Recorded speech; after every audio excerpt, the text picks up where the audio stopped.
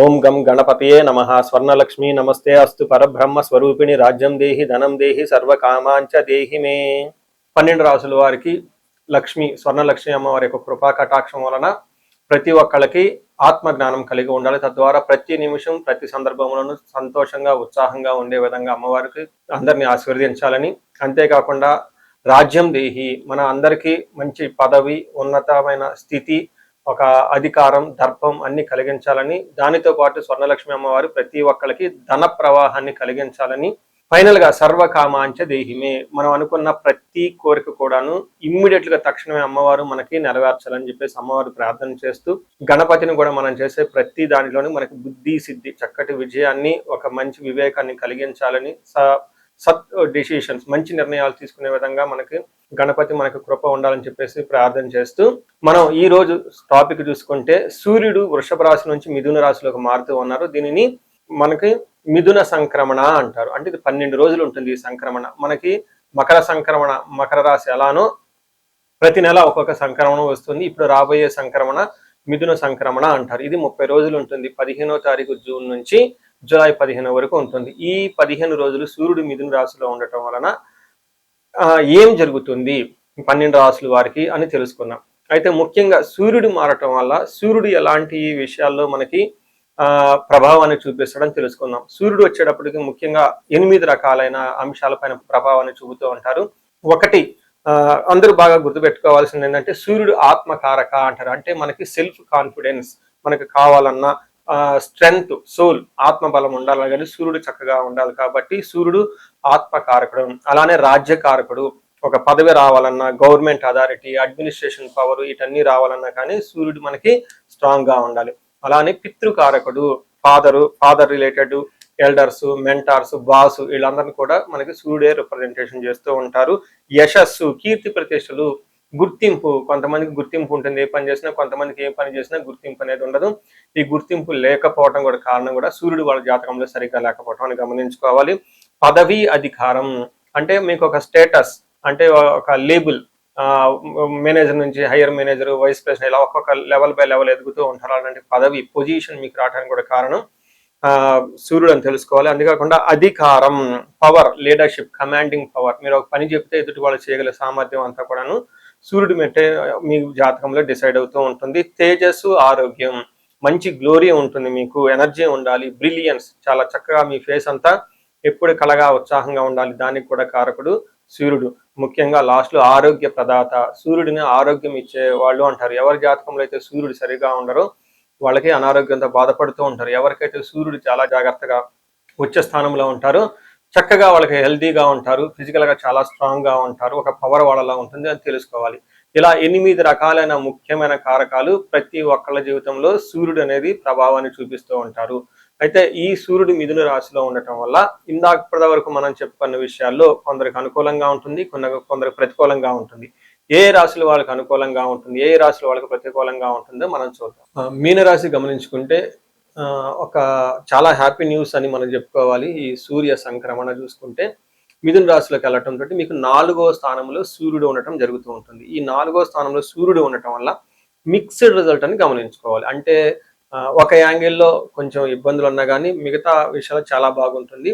ఎక్కడెక్కడ అనుకూలంగా ఉందో, ఎక్కడెక్కడ ప్రతికూలంగా ఉందో తెలుసుకునే ప్రయత్నం చేద్దాం. బట్ ఓవరాల్ గా బాగుంటుందని గమనించుకోవాలి.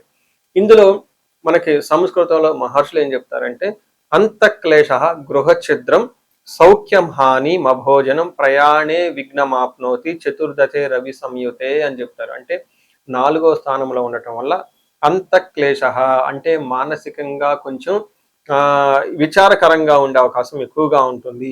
రెండోది గృహఛిద్రం, ఇంటికి సంబంధించిన వ్యవహారంలో సరైన సుఖం లేకుండా ఇబ్బంది పడిపోతూ ఉంటారు. తల్లికి అనారోగ్యంగా ఉండటం, ఇంటికి సంబంధించిన వ్యవహారాలలో ఏసీ కానివ్వండి, కార్లు కానివ్వండి, బంగ్లాలు కానివ్వండి, లగ్జరీగా కంఫర్టబుల్ గా ఉండే విషయాల్లో మీకు అనుకోకుండా ఇబ్బందులు వచ్చే అవకాశం ఎక్కువ ఉంటుందని గమనించాలి. వీటితోనే కాకుండా సౌఖ్యం హాని మభోజనం, టయానికి భోజనం చేయకుండా ఇబ్బంది పడుతూ ఉంటారని గమనించుకోవాలి. అయితే ప్రయాణాలు చేస్తే ప్రయాణాల్లో ఆటంకాలు ఉంటాయి, సరైన రిజల్ట్ అయితే ఉండదు. ఏ ఉద్దేశంతో అయితే మీరు ప్రయాణాలు చేస్తూ ఉంటారో ఆ యొక్క ప్రయాణాలు ఆ ఉద్దేశం నెరవేరకపోదు. రెండోది ఆటంకాలు కలిగే అవకాశం ఎక్కువగా ఉంటుంది. నెక్స్ట్ ఇంటికి సంబంధించిన వ్యవహారాలలో కూడా చాలా జాగ్రత్తగా ఉండటం ఎంతైనా అవసరం. కార్లు నడిపేటప్పుడు, డ్రైవింగ్ చేసేటప్పుడు, దూర ప్రయాణాలు చేసేటప్పుడు జాగ్రత్తగా ఉండాలి. ఇదంతా మనం నెగిటివ్ సైడ్లో. అయితే పాజిటివ్ సైడ్లో చూసుకుంటే సూర్యుడు 10వ స్థానంలో చూడటంతో వృత్తిరీత్యా ఆర్ ప్రమోషన్, స్టేటస్, పవర్, అథారిటీ విషయాల్లో చాలా ఎంకరేజ్మెంట్గా ఉంటుంది. వీటిల్లో గుడ్ అచీవ్మెంట్స్, అనుకున్న పనులన్నింటిలో కూడా చక్కగా సాధించుకుంటారని చెప్పుకోవచ్చు. డిజైర్ ప్రమోషన్, జాబులో అనుకున్న విధంగా ప్రమోషన్స్ వచ్చే అవకాశం ఎక్కువగా ఉంటుంది. అనుకున్న పొజిషన్ అయితే ఖచ్చితంగా ఉంటుంది. ఎన్ఆర్ఐలు అయితే ఎవరైతే ఉంటారో ఇంటికి సంబంధించిన వ్యవహారాలలో, లేదంటే వాళ్ళు అక్కడ ఉంటారు కాబట్టి వాళ్ళ నేటివ్ ప్లేస్లో అనుకూలంతగా ప్రతికూలంగా ఉండే అవకాశం ఎక్కువగా ఉంటుంది. వాళ్ళు వృత్తిరీత్యా అక్కడ ఉంటారు కాబట్టి వాళ్ళు చేసే జాబుల్లో చాలా అనుకూలంగా ఉంటుంది. ఎవరైతే ఈ H1B వీసాలకు కానివ్వండి, లేదంటే గ్రీన్ కార్డుకి సంబంధించి లాంగ్ టర్మ్ సెటిల్మెంట్ చేసుకోవాలని ఎవరైతే అనుకుంటారో వాళ్ళకైతే అనుకూలంగా ఉంటుంది. సో చూసారు కదండి, మీరు ఏ ప్రకారంగా చూసుకున్నా కానీ ఈ రాశి వాళ్ళకి ఇంటికి సంబంధించిన వ్యవహారాలలో, అంతర్గత వ్యవహారాలలో కొంచెం ఆటంకాలు, చిరాకులు, పరాకులు ఉన్నా కానీ ప్రొఫెషనల్ మ్యాటర్స్లో చాలా చక్కగా చూసుకొని వెళ్ళిపోతారని మీరు గమనించుకోవచ్చు. ఈ రాశి వాళ్ళు మీనరాశి వాళ్ళు ఏలినాటి శని ప్రభావంతో చాలా ఎక్కువగా ఇబ్బంది పడుతున్నారు కాబట్టి ఇండివిజువల్గా మీరు ఒకసారి జాతకం చూపించుకోవటం చాలా ముఖ్యం అని చెప్పేసి నేను భావిస్తున్నాను. మనం పరిహారాలు చూసుకుంటే సూర్యుడికి కొన్ని పరిహారాలు మీరు చేసుకునే పరిహారాలు కొన్ని ఉంటాయి. కొన్ని వచ్చేటప్పటికి బ్రాహ్మణ పండితులతో చేయించుకోవటం చాలా ముఖ్యం. కొన్ని క్షేత్ర దర్శనాలు కూడా చేసుకోవటం చాలా చాలా ఇంపార్టెంట్. ముందు ముఖ్యంగా మీవంతా సెల్ఫ్ రెమెడీస్ అంటారు, మీరంతా స్వయంగా చేసుకునే పరిహారాలు కొన్ని ఉంటాయి. అందులో ముఖ్యంగా చూసుకుంటే సూర్య నమస్కారాలు చేయడం చాలా ఇంపార్టెంట్. సూర్య అష్టకం చదవటము లేదా ఆదిత్య హృదయ స్తోత్రం చదవటం కూడా చాలా ఇంపార్టెంట్. ఎప్పుడైతే ఆదిత్య ఉదయ స్తోత్రము, హనుమాన్ కార్యసిద్ధి మంత్ర రెండు కలిపి కలిపితే ఇంకా చాలా మంచి రిజల్ట్ ఉంటుంది. సో ఇక్కడ ఆదిత్య హృదయ స్తోత్రంతో పాటు హనుమాన్ చాలీసా కానీ, హనుమాన్ కార్యసిద్ధి మంత్రం కానీ చదువుకుంటే ఇంకా చక్కటి మంచి రిజల్ట్ వస్తుంది.